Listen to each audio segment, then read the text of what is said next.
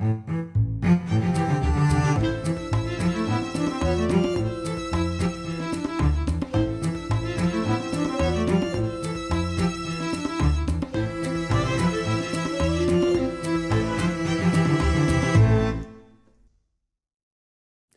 I'm Micah Halpern. Thank you for joining me today as I do some thinking out loud.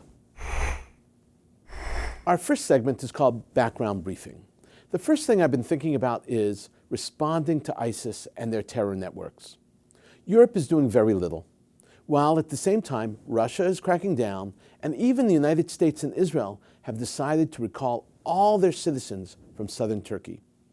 Want to know what every intelligence analyst in the United States, Russia, and Israel are thinking in the aftermath of the simultaneous bombings in Brussels? Each and every one of them is thinking that Europe, especially Brussels, was and still is an easy terrorist target. Even after the multiple acts of terror that ISIS perpetrated and that rocked Europe, European countries have still not bolstered their travel restrictions. It is a clear case of ideology flying in the face of safety and survival. Europe holds dear to the idea that free access from country to country by all who are part of the EU, that it should be sacrosanct. Despite the continued terror attacks in major cities of Europe, Europeans refuse to change their free travel policy. Europe believes in open borders, but ridiculous laws, backward police departments, and decentralized policing is the norm in the charming little towns and quaint villages of the cities of Europe. They do not work well with national and international police forces. In many ways in Europe, the fight against terror has become a fight of every town waging it alone. And that means that fighting terror and stopping terror has become more a game of luck and chance than actual science. Many of these forces have been infiltrated or are corrupt.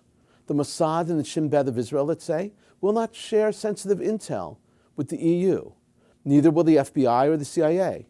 For that matter, neither will Russia's FSB. They are all fearful that the information will be passed on to the informants and contacts of terror groups working within European police agencies. These informants are either supporters or simply on the take. For their part, ISIS has a very different view. There are those who say that the wave of terror crippling Europe is all due to the bad beating ISIS is getting in Iraq and Syria. This is a mistake. ISIS is not in retreat. ISIS is not striking in Europe because they're suffering.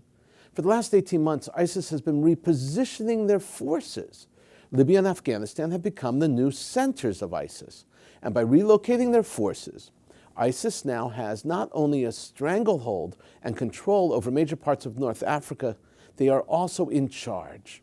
They gain recruits from Europe every terror attack there.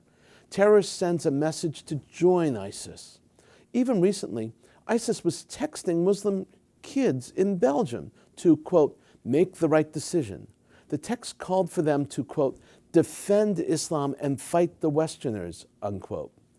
Europe is just another front that ISIS is attacking. Another front is Russia. ISIS themselves have announced their hit list, and Russia is on it. ISIS has a significant presence in the Northern Caucasus, the federal district there, which includes Chechnya, Stavropol, and many other regions that have large Muslim populations.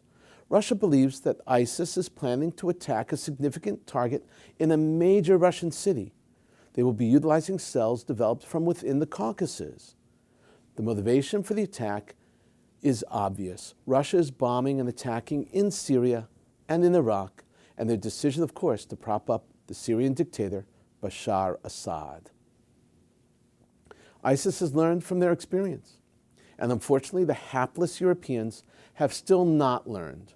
Europe is not only unwilling, but also incapable of defending itself. ISIS was testing Europe. For the past many months, ISIS has been successfully attacking Europeans on holiday. That's what they call vacation.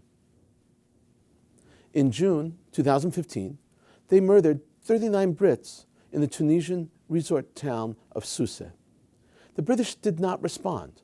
On November 4th, ISIS blew up a Russian airliner filled with tourists leaving the beach resort in Egypt and returning home to Moscow. 230 Russians were murdered in that terror attack, and Russia did nothing. On November 13th, ISIS murdered 130 people in Paris and wounded over 1,000 in simultaneous bombings and machine gun shootings. France did nothing. So ISIS concluded, as any toddler would have given the same situation, that there were almost no consequences for their attacks. ISIS learned that the rhetoric of fighting terror quickly dissipated after the dead were evacuated, the wounded were moved to the hospitals, and the area was cleaned and cleared.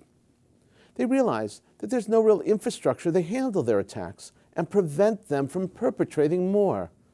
In Europe, the real effort is going into finding the perpetrators after the fact, after the attacks, not in preventing the next attack. ISIS discovered that security cameras are in place, but they're used to investigate, not to prevent. Did that make sense? Most cameras are not watched live, and ISIS terrorists are not around after the fact because most of them are dead.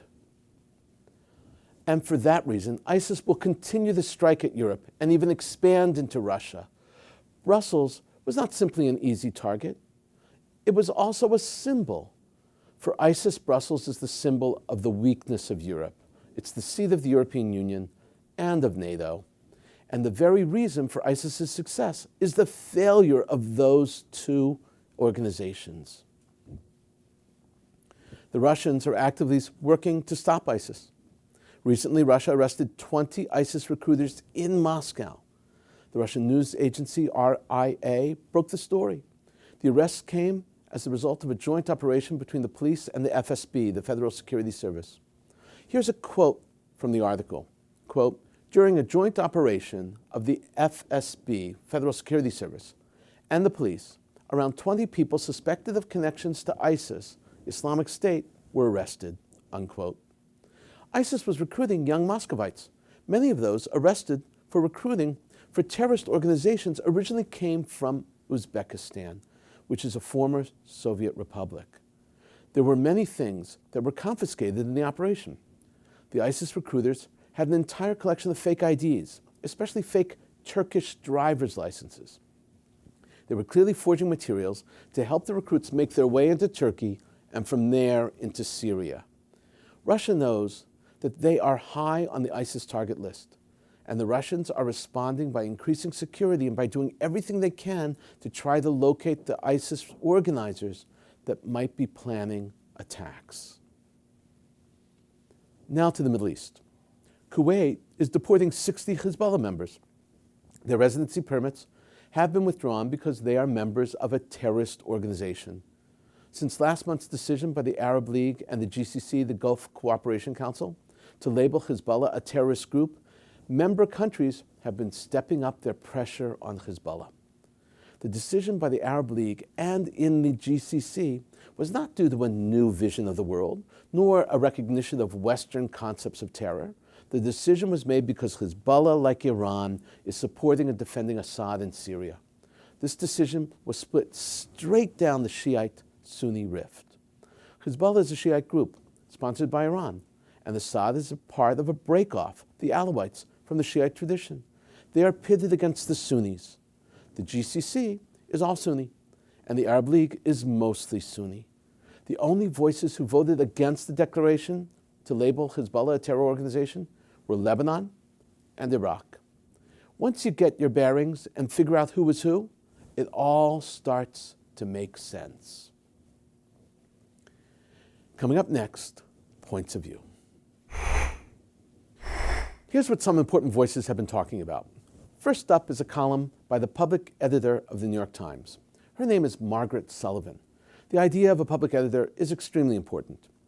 They are employed by the paper, but they're not answerable to anyone. They are there to keep the paper honest. They have access to everyone.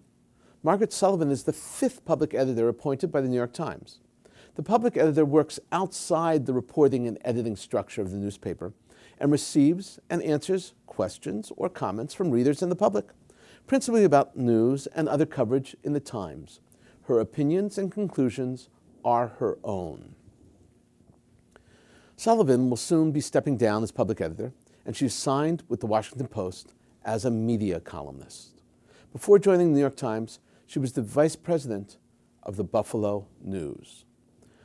This piece first appeared online on Friday, April 2nd, and then in print on Saturday, April 3rd. It is, of course, posted under the banner of the public editor. The title is almost the same in both places. Are some terrorism deaths more equal than others?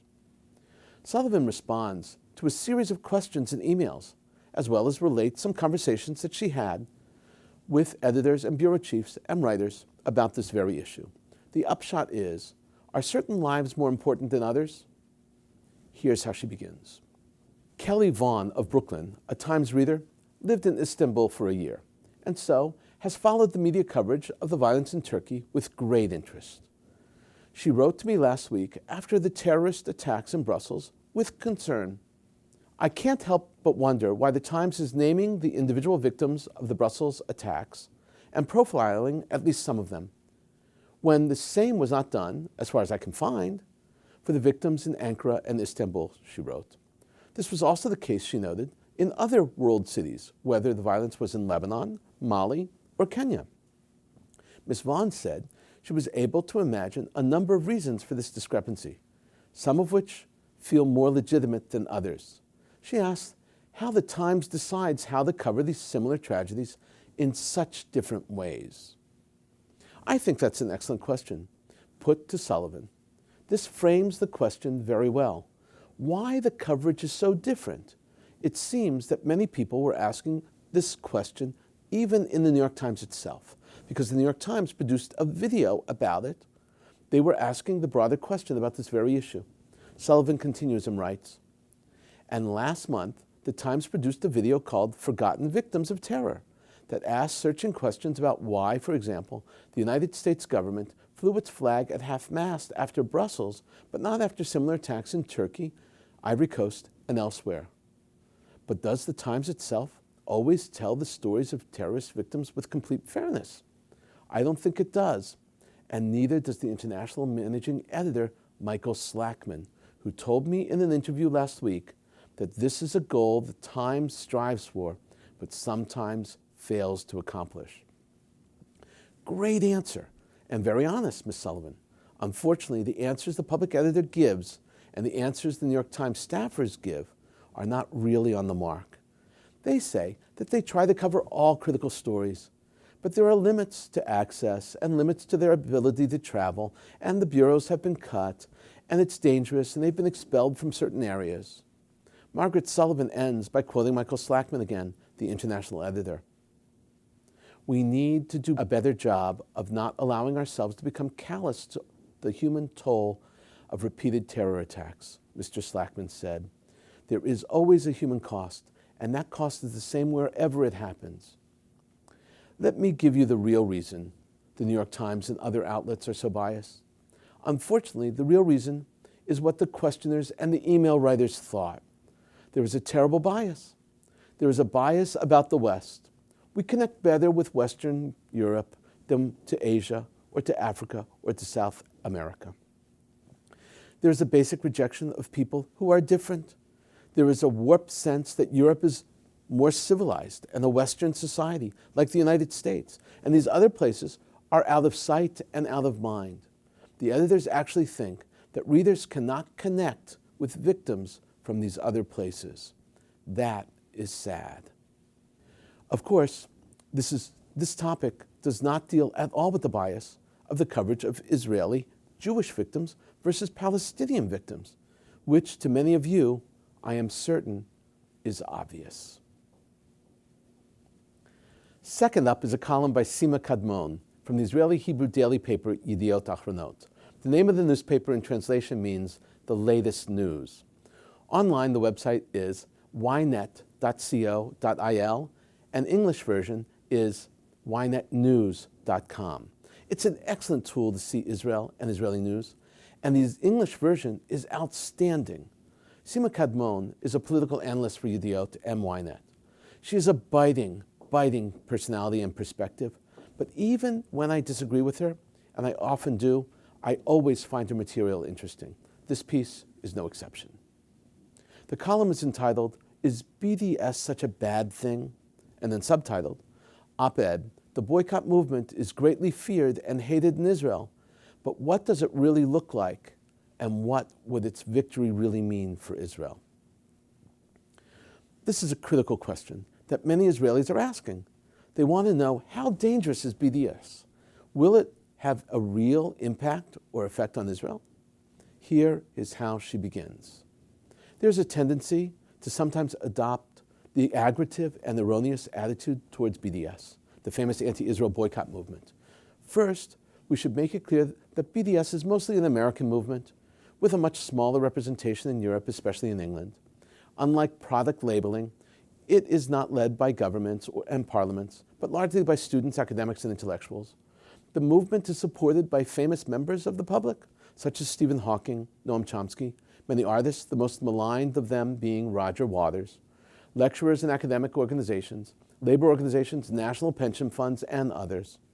It is also aided by, and even led tactically and strategically by, Palestinian officials. Really, what Kadmon is saying is that BDS does not pose a real threat to Israel, that they are making a lot of noise, but nothing is really at risk.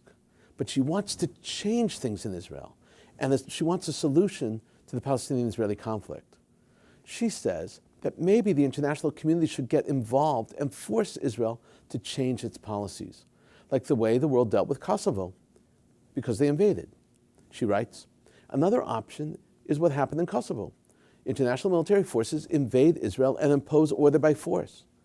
But it is doubtful that the nations of the world will send their sons to get killed here."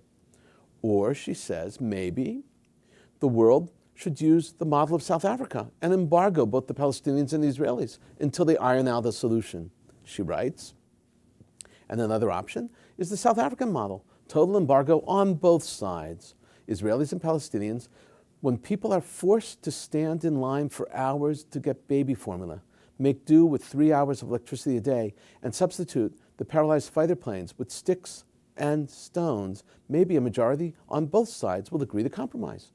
Israelis will settle at 75% of the ancestral homeland, and the Palestinians will waive the right of return. So perhaps this should be the solution, a total embargo on both sides, which will force peoples to come to a compromise and will prevent casualties, poverty, and suffering. The reality is that Kadmon is wrong. The impact of the BDS movement is minimal today, that is true. It has very significant implications for campus and for the future. First, BDS behaves like fascists on campus, stifling all contrary ideas, and universities cannot permit that kind of interaction and that kind of tone in dialogue.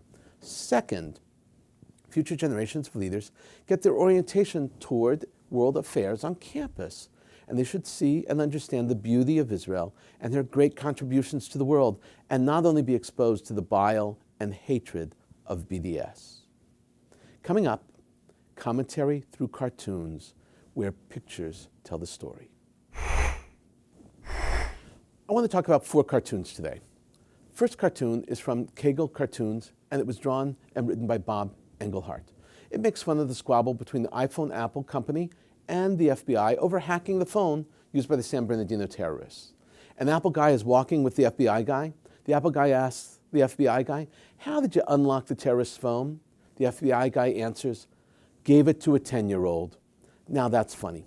It was the same idea that went through so many American minds. At least 20 people told me the exact same joke since the beginning of the conflict. The second cartoon is by Adam Ziglis, and it was published in the Buffalo News and Kegel Cartoons. The cartoon portrays an ISIS terrorist in a carnivorous plant. Watering the plant is Facebook and Twitter. In other words, social media is feeding the awful terror.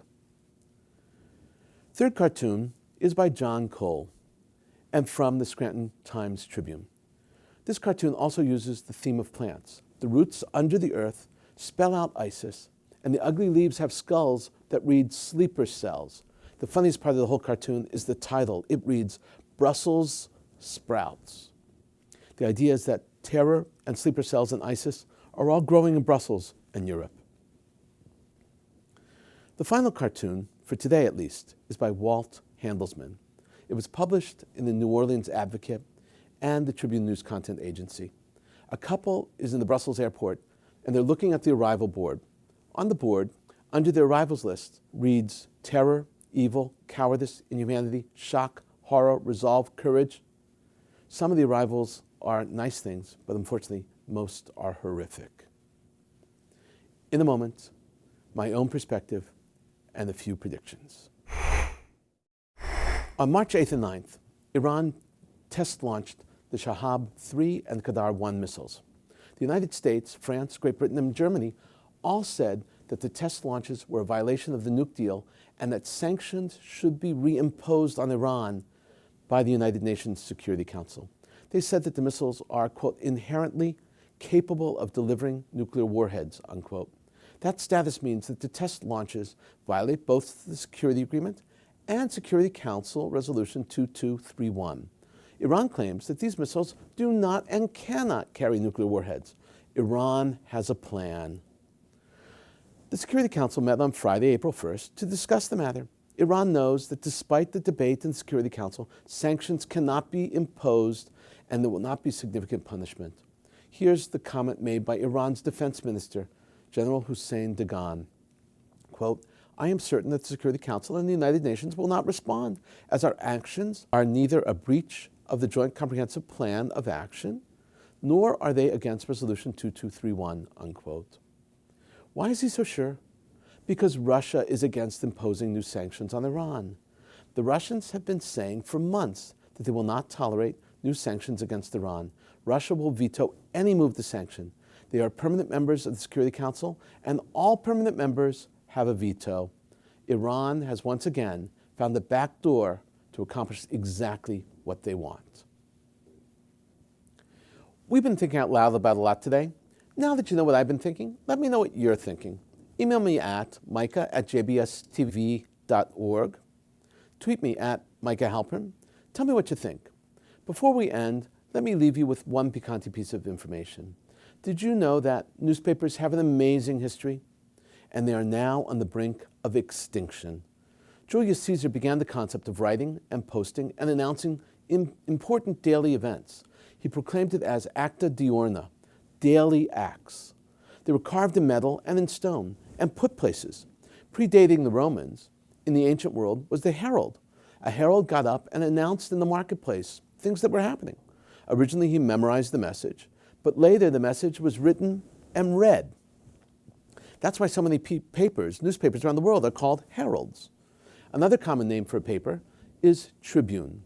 A tribune is an ancient Roman role. The tribune was an elected official whose job was to look after the people, hence the reason why we call a newspaper a tribune.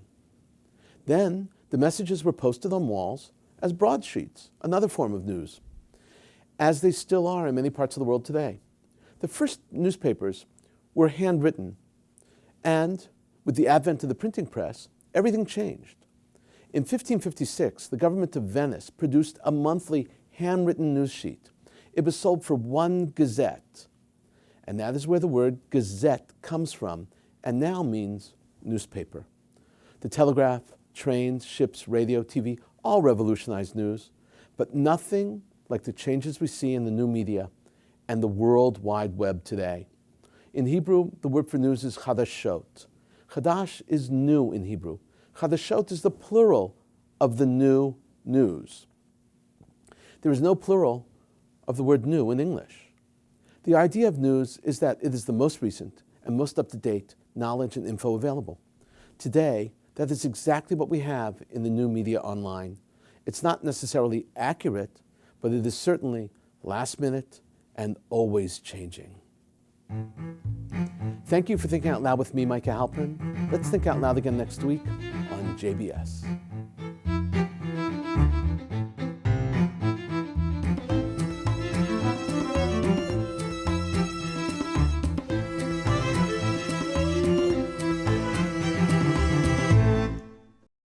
We would would be pleased to send a complimentary DVD of this program to anyone who wishes to support JBS, the Jewish Broadcasting Service, with a tax-deductible gift of $36, double chai or more, to the nonprofit organization Jewish Education in Media.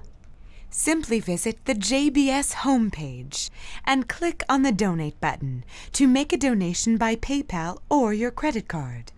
And please indicate the program for which you would like a DVD. Or you can send your tax-deductible check made out to Jem, Post Office Box 180, Riverdale Station, Bronx, New York 10471. And again, please remember to indicate which program you would like to receive with our compliments. And we thank you for your kind support.